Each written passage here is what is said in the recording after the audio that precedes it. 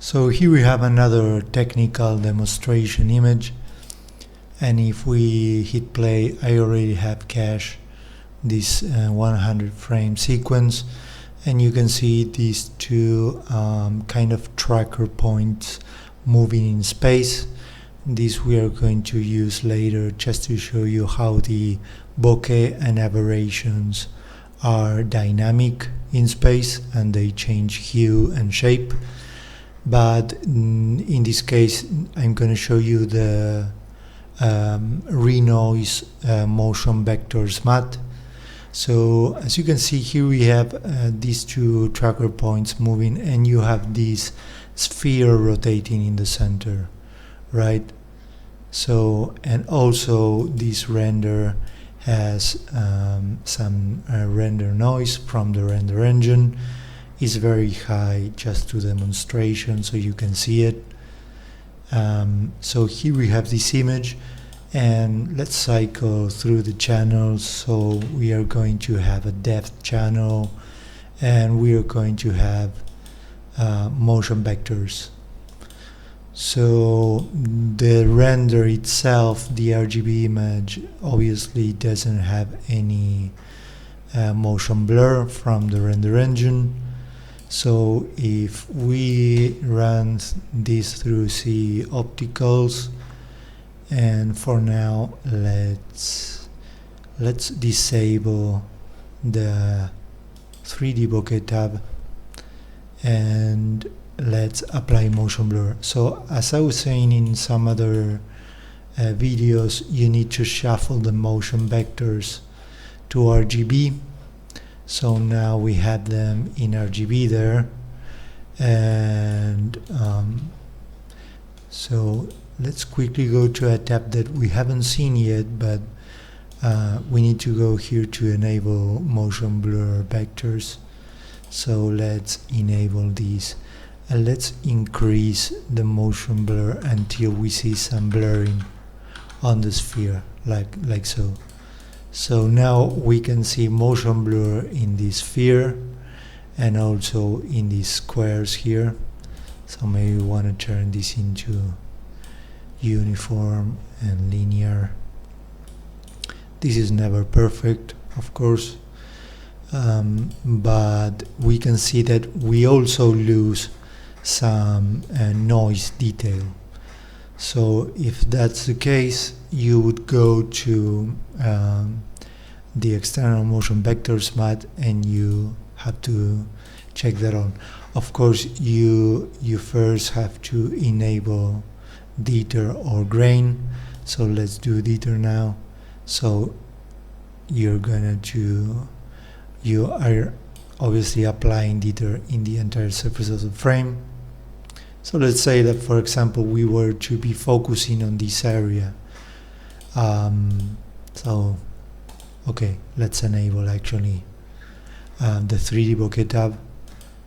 So you have defocusing in front and behind the focus plane, and you are applying the motion blur to these areas. And let's add some softness to this area too. So you are applying motion blur, so you're seeing that everything is okay in the circle of confusion, but as soon as you add motion blur to something that is inside the circle of confusion, you're gonna lose grain or render noise in those areas. If that's the case, you just enable the include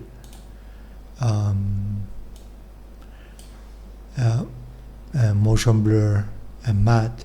So when you are doing your renoise for in front and behind the focus plane, so for your out of focus, you just make sure that you include the areas that have been suffered from that.